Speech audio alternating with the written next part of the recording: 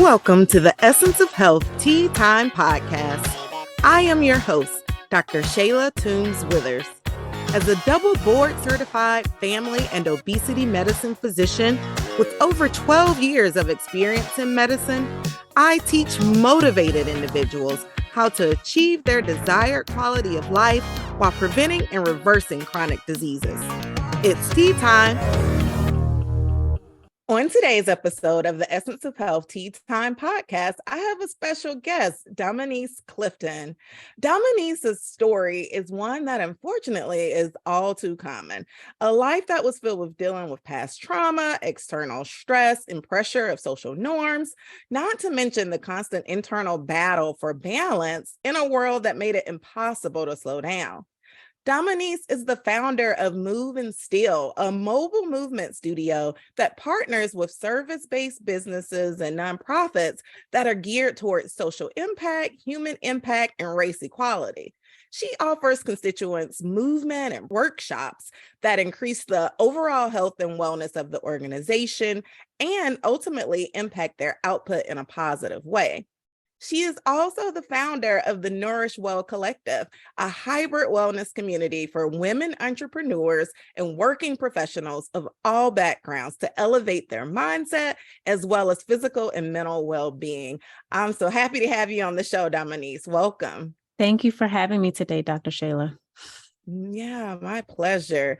All right, so we're going to dive right in. So just tell us more about your story, about what led you to doing the great work that you're doing now. So in order to tell my story, I always have to go back to my childhood because a lot of the things that I've had to work through and really release on my end started as a young child.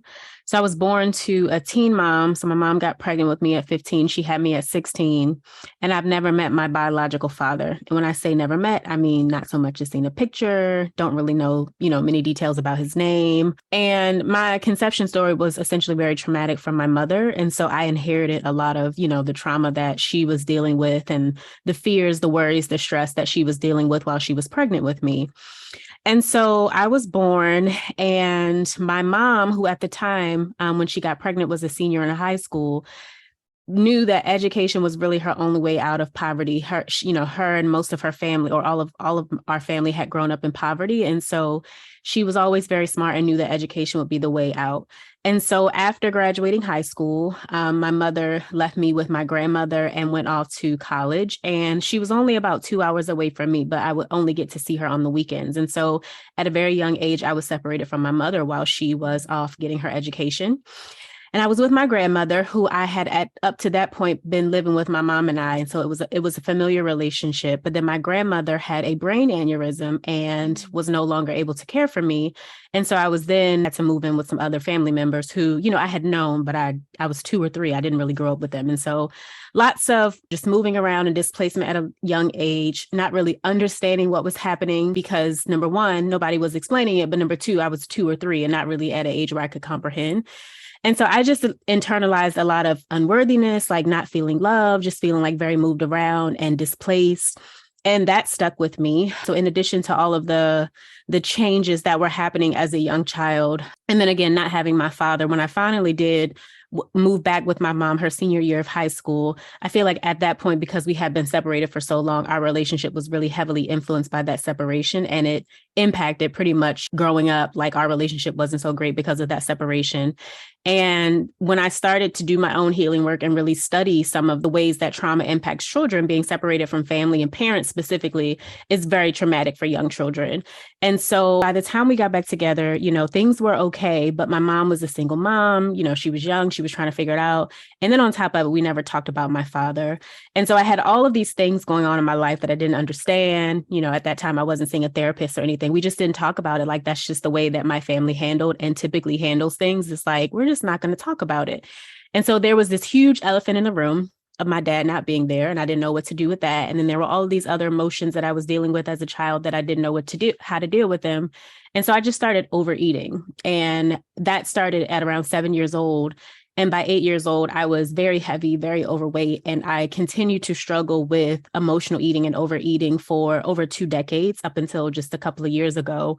And, it was the thing where it was like, I don't really feel in control of much in my life, but I can control my relationship with food. And so one of the ways that I coped was overeating. And another way that I coped was being an overachiever and perfectionist. And so outside, again, of so many things around me feeling out of control, I knew that I could achieve, be perfect, try to be perfect. And I just kept chasing this like never ending needle that always moved once I got closer. And even right now, as we're having this conversation, it's something that I'm still working on. So last year I was in therapy and diagnosed with high functioning trauma, which you see a lot with people who look really good on paper, but are struggling with, again, like trying to control work or education, like those things, just to mask how we're feeling inside. And so I'm still working through a lot from, not so much from my childhood, because I've been able to release and forgive there, but just a lot of the ways that I cope, I'm still working through, like not overworking and not, striving to be a perfectionist. And so, yeah, that's a condensed version of my story. Right. Yeah. Well, thank you so much for sharing that. And you touched on so many important things there of childhood trauma and childhood adversity. There are more and more studies, thankfully, that are coming out now that we know that these challenges do affect our children, and we see it as adults. These things that they carry over. So when children are exposed and when they experience these traumatic experiences in childhood, you lost one parent after the next, with being then raised by your grandmother and then losing your grandmother. And so those things do carry over into adulthood. And for a long time, we didn't recognize that to a point of making impactful change into one, how we guide children and how we help children through these experiences, and then two, how we help adults who have had these experiences. So it's great that you have found that connection and that you've been able to even incorporate this into the work that you're doing. So that's really wonderful. Thank you.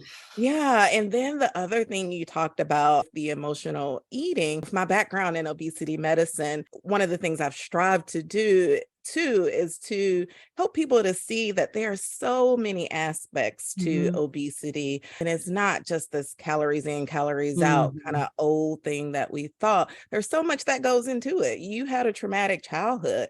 Eating for you was a way for you to gain control.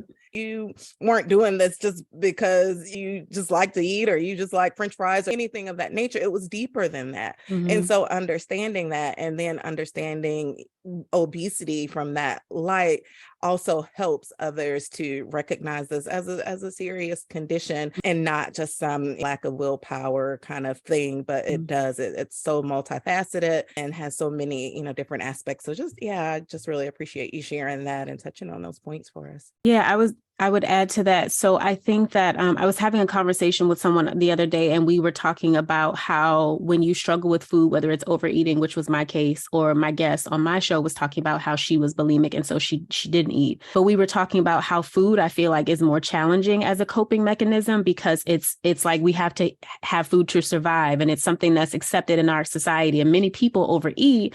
It's all around us when it comes to celebrations. Whereas with other substances such as alcohol and drugs, it's kind of like a fine line where it's like, we don't want people doing these things. But with food, it's such a different relationship. And I agree with you that there's so many like layers to having an unhealthy relationship with food. And then again, because it's constantly around you, like it really is very challenging to work through. And I served as a nutrition and wellness coach for a couple of years before starting Moving Still. And what I saw with my clients and even with myself really is that the difference maker typically with food is getting to the root of the emotions that cause the overeating and the emotional eating, because you can give someone the best nutrition plan or give them the best workout plan or, whatever it is. But it's like, if we don't address the internal things that are causing you to turn to food when you're bored or sad or angry, you know what I mean? Like every time that you have that feeling, you're going to go to this thing because this is the habit that your mind has instilled. And so for me, myself, that was the biggest game changer, is starting to work through my own trauma and really recognizing what was causing me to overeat, not so much as focusing on nutrition, which is, of course, a big piece of it. But, I had to look at, what does it take to be a healthy person? And a part of being healthy, yes, is nutrition and diet, but it's also healing from the things that are triggering and causing me to want to turn to food. Yeah, like you said, with that mindset piece of it. Why are we now feeling that, for instance, I need this cookie? Why am I feeling like I need this cookie? What does this cookie do for me? How will I feel after I eat this cookie? It's so not so much even about the cookie. Like you said, it's about those underlying layers that are leading to having you make that decision, whatever that decision is that you're making at that time. Yeah, that's great for you to point that out. And now, with your experience and stress and trauma and with your work, what are some key factors that you have found that motivates individuals to a point of seeking help, or what even motivated you to a point of seeking help? I think the most important piece in my journey and just in general when working with clients or hosting workshops is self-awareness. So you have to be self-aware enough to recognize I need help or there's something that I need to work through. Now, how we get to that, the end destination might look different for each of us because there are many paths to healing. But I think recognizing that there is a problem, whether it is food that you turn to or some other substance or whatever it is, you know what I mean? If you're angry often and or impatient and irritable, like noticing the signs and symptoms that are showing up, paying attention to and being aware of how you are triggered by things, and then making the decision to seek help. One thing I will like to point out is that when it comes to healing, so, dealing with stress and trauma, again, of course, that awareness piece is important, but I also like to tell people that we have to be our own self-advocate and representative. So a lot of times when we decide, okay, I'm going to get help, we maybe start to see a therapist. That's typically the way that a lot of people start. And I think a lot of times we approach healing from a place of powerlessness where it's like, I'm going to go to this therapist and they're going to heal me or they're going to cure me, doctor, therapist, whatever it is. And what I've learned in my work is that we have so much power ourselves. I say, it's so important for us to hold space for healing. And what that means is that the body holds the stress and trauma. And so when it comes to, okay, I want to change, I want to work on this thing that I'm struggling with. Yes, it's helpful to have a therapist or a doctor, a professional who can guide you, but it's also really helpful to understand your power and how much power you possess when it comes to your healing journey and really being an advocate for that. And so not thinking that it's someone else's responsibility to heal you. They are just guide. They are just someone to assist you. But we can do so many things on our own when it comes to releasing the things that we're holding on to. And that's where things like breathwork, meditation, yoga, any sort of physical movement become really important. And so I think self-awareness is important. But I think that, again, owning your own power and recognizing that you have the ability to heal, although you can collaborate with and seek help from outside people, is also very important. Right. Yeah, that is so true. One of the favorite things that I like to say is really for someone to take charge of their health. Even me as a physician, I always tell them, yeah, I can prescribe you all the medicines in the world. I'm really good at prescribing medicines. I was taught to do that. But unless you're ready to take charge of your health, and I'll strive to teach you things that you can do for yourself so that you can be in charge of your health and not have to depend, like you said, on these other things. These things are great as guides, but ultimately, we as individuals do have to take that first step, and we as individuals have to be control and be ready to take charge and to take those action steps to create change and create healing. Yeah. And I love that you're differentiating that for your patients and really giving them knowledge of why it's so important to take charge. Because I think a lot of times in the medical industry, you don't have everyone that takes that approach. Like a lot of people approach it where I'm the expert and you're the patient. And I think that does a disservice because it does make us feel like, well, this person, what they decide is ultimate. And again, I'm so grateful that we are living in a world where we have the medical advances and therapy and things that we have. But I think that it's important for people to realize, again, they have to own the process. And I think you and I are kind of, agreeing that just that mindset shift is such an important part of the journey. Right. Yeah, for sure. It's so true. Give you the example, even within the realm of diabetes, I've seen patients before where I'm just putting more and more medicines there, but until they really make that decision to say, okay, I am going to change what I put on my plate. I'm going to go for a walk or whatever type of movement. Then we really see change. Yeah. Yeah, the medicines work. Yeah, we can do that. Mhm. But until you're really ready and are willing to do those next steps, then that's where we will really see the change. And that's really where we'll see the sustainable change too, so that you aren't suffering from complications and worsening health conditions. So yeah, self-awareness and that self-motivation is so important in this. If you're frustrated with your weight, taking more medications than you'd like to, have been told that you are at risk for the development of a chronic preventable disease, or just are not feeling in the best of health, then I'm talking to you. Why? Because you're tired of fat dieting. You know it's time for a change, and you want a sustainable plan to improve your health. If you have found yourself at this place in life, well, I have developed a program that's just for you. It's called The Essence of Health, and it's your prescription for transformation. My goal with this program is to give you the tools needed to create sustainable lifestyle changes within a group coaching setting, along with one-to-one individualized coaching to give you a personalized path to health that's just for you.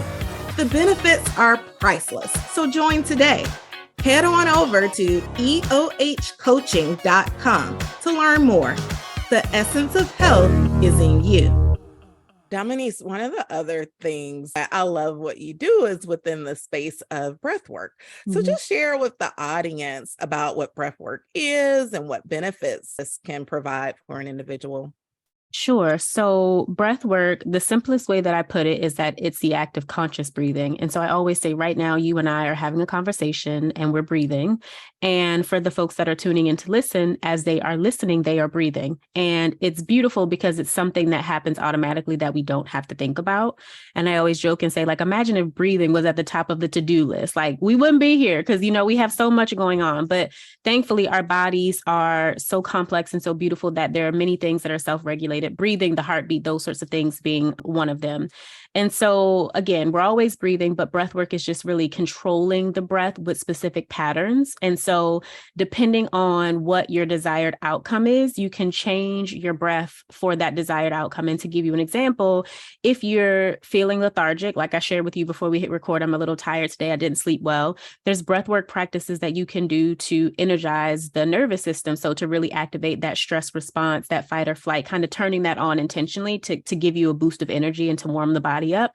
And then on the other side, if you're feeling anxious or maybe overwhelmed and you feel like your nervous system is already triggered, but it needs to be calmed down, you can actually choose breathing patterns that are intentional about triggering the parasympathetic nervous system, which is the rest and digest or rest and restore.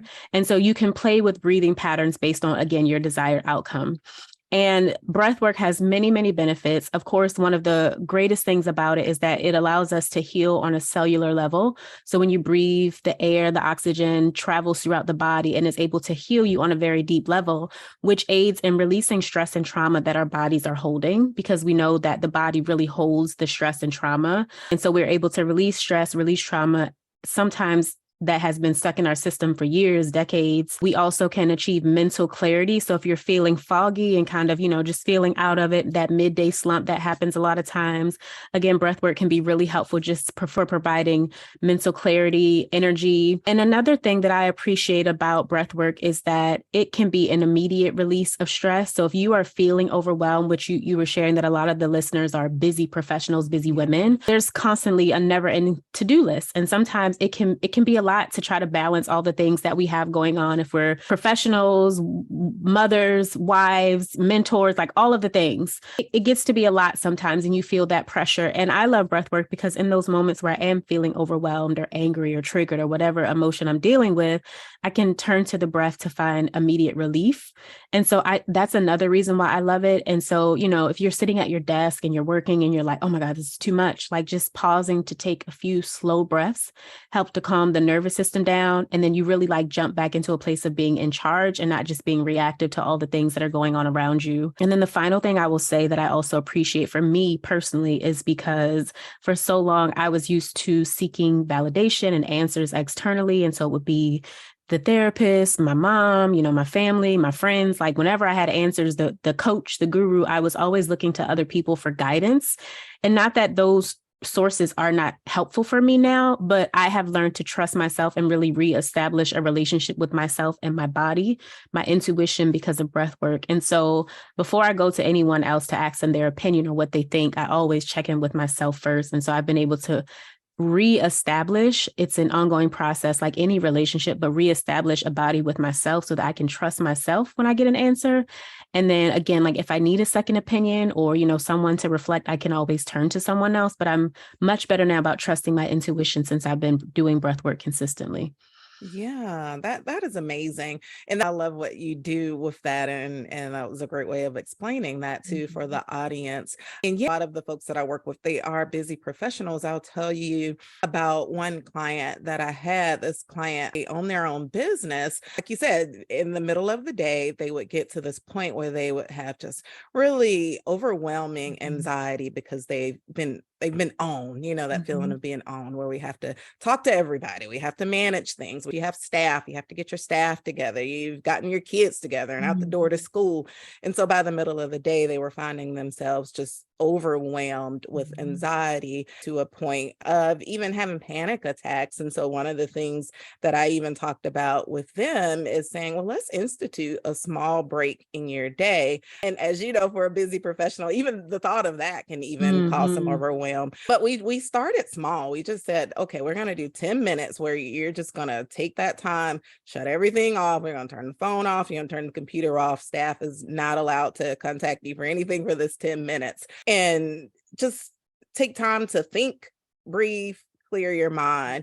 And so what this individual did, they said they end up spending that 10 minutes in their car. And just like you said, they would just breathe, take deep breaths in and out, listen to the birds chirp outside, do absolutely nothing for 10 minutes. And they found that this made just a huge impact in their day, and for them to be able to go through that second half of the day in the afternoon without that overwhelm and that feeling of anxiety that they were previously experiencing. So yeah, so folks, listen up to this breath work that Dominiece is talking about and teaching, because it is so impactful for multiple people and just helping with that feeling of overwhelm. We've, as a country, as a society as a whole, we've just gone through a pandemic. We've got crises all the time that are going on. And so really always finding ways that we can recenter ourselves and we can ground ourselves and improve our mental health, and is always important and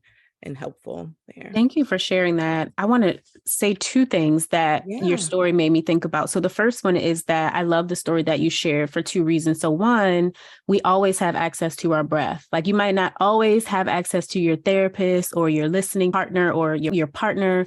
You don't always have access to another person, but you always have your breath. And so in those moments where you are feeling overwhelmed or stressed or anxious, like you said, like anxiety is creeping in, you can always breathe. And another thing I loved about your story is that it doesn't take a long time. Like often we think that self-care, prioritizing ourselves takes a long time. And I don't have time for that. It's just another thing on the to-do list.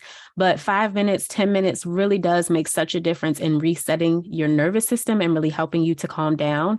And then you mentioned like your client was able to go throughout the rest of the day, having that mental clarity and like feeling less anxious because of that. And so I love the story for that. And then another thing I will say too is like no one teaches us this stuff. So we're constantly having to figure out what it means to calm ourselves down and manage our stress. And as a coach, that's when I started to first realize like clients were coming to me that were very well-established women, very successful in their businesses or their professional careers, doctors, having doctorates, those sorts of things. And they did not know how to manage their stress. And as a coach at the time, I didn't really know how to either. And I started doing research to better support my clients. But we're taught so many things in school that we oftentimes don't even use after we graduate. But we aren't taught the simple things like how to calm our bodies down, proper ways to rest and those sorts of things. And so I think it's important for us to have these sorts of conversations for people to realize like we have access to simple things that can be so helpful for managing stress, releasing stress, really allowing ourselves to heal. And again, like things that don't have to take a whole bunch of time. That is so true. We aren't taught, and breathing is something that we don't even think about. I did a trip once where we went scuba diving, and one of the keys to scuba diving is that you have to actively think about your breathing. You have to think of when you're taking that breath in, blowing that oxygen out, because that's how you survive being underwater. And the main thing that they're teaching you with scuba diving is they're teaching you breathing. And as crazy as that sounds, because we breathe all day long, every day, you do have to be taught that, to actively do that and be mindful of that.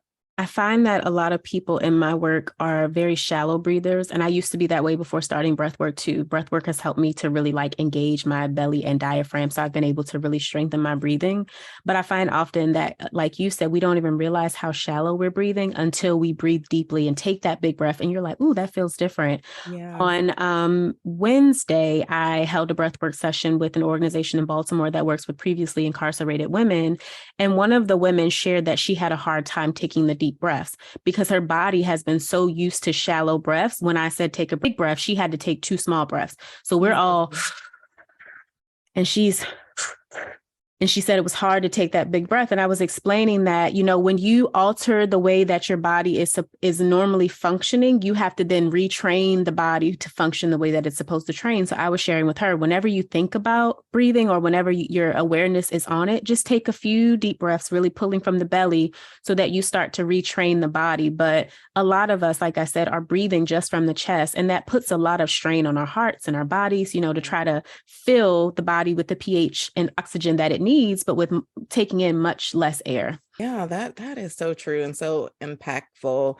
And so tell us too, how have you incorporated a sense of community as a form of positive impact for reducing stress? How do you incorporate that? Yeah. So right now I'm in the process of spreading the word about it and really just building excitement. Nourish Wellness Collective is a community that's going to be a hybrid community. So there will be online wellness sessions and online professional development and growth sessions. And then we'll be meeting in person quarterly across the country based on where our members are. And so it was important for me to start with just spreading awareness about the organization for the first couple of months of this year, but I'll be launching Nourish in Q2. But there were a few motivating factors behind launching this. One, when I was going through my breathwork practicum, which was a ton of hours of just breathing people for practice, over and over again, I would hold space for women and they would always say, oh, it felt so good to be held. Over and over, I heard some version of that statement of, I'm always nurturing and holding space for people and taking care of people and no one's taking care of me. And I heard that over and over and just kind of made a note of that in my head. So I heard that often. And then oftentimes as busy professionals, we don't prioritize ourselves the way that we need to, because like you said, you have a million things going on. I'm not taking 5 minutes for myself. I'm not taking 30 minutes for myself. And then if I do find the time to do it because I'm exhausted and burned out, which is usually when we pause, I now feel guilty about it. So there's association, there's this guilt associated with, taking time for yourself. And I've been really trying to change that narrative and not make it where self-care, and I really focus on soul care because I think we have to nourish the mind, the body, and the soul. But I've been really trying to change that narrative for women to say, hey, if you flip that thinking and recognize that if you take time to care for yourself, you're going to show up better as a businesswoman or a career professional. You're going to show up better in your household because you're going to be less anxious and agitated and angry and all the things that we typically feel when we are burned out. And so I've been really trying to educate people on the importance of prioritizing ourselves first. And then the last thing is community is so important. As busy folks, especially as entrepreneurs, it can be very isolating. You're in your world, you're so focused on your goals, you barely pause to take time to have fun, to play, to enjoy life.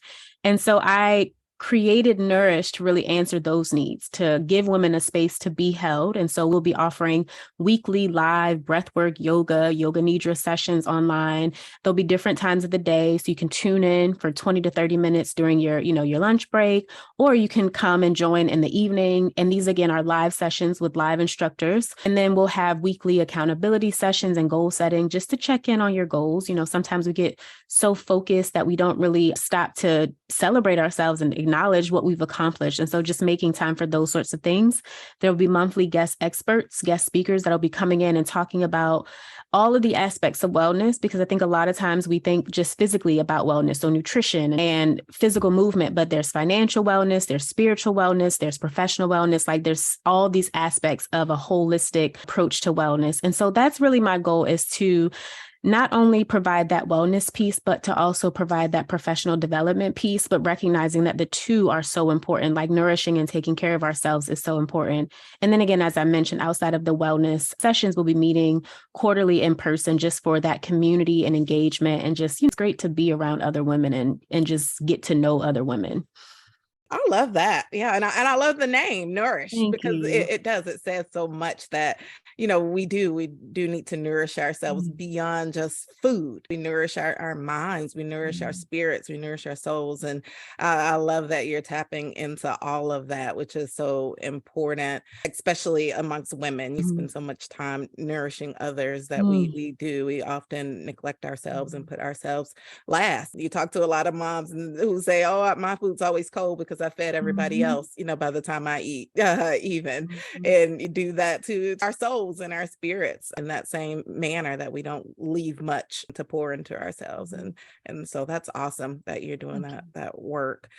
All righty. And so I also know that you are a fellow podcaster. So just tell us a bit about your podcast. Yes, thank you for this question. So I am the host of the School of Healing, and I was sharing with you that the podcast is almost a year old in May, but the podcast is really focusing on just educating people around, number one, what healing is, because we talk a lot about healing, but people are like, I don't even understand what that concept is.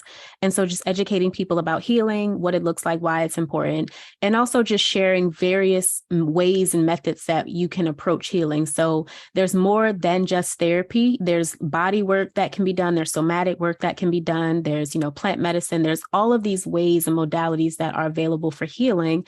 And it's not a one size fits all approach. And I think that's the biggest message. And so in addition to solo sessions that I do, which my goal is really always just to provide people with education and plant seeds, I also have guests on that come share their expertise. And again, the goal is really, I want everyone to heal with and release whatever they have to heal and release, and really just providing many different paths that they can take to get to their destination. Yeah, awesome. Awesome. So you all take a listen to the podcast too, to get more of Dominiece. All right. Well, thank you so much for joining me on Essence of Health Tea Time today. This was just amazing to talk to you and hear about the work that you're doing. Now, so just tell the audience, Dominiece, where can they find you out on the internet and social media? Sure, Dr. Shayla, thank you again for having me. So I am on Instagram and LinkedIn mostly as Dominiece R. Clifton, and I assume that you will link me in the show notes, because my name is so long to spell, so I never do. This will all be in the show notes.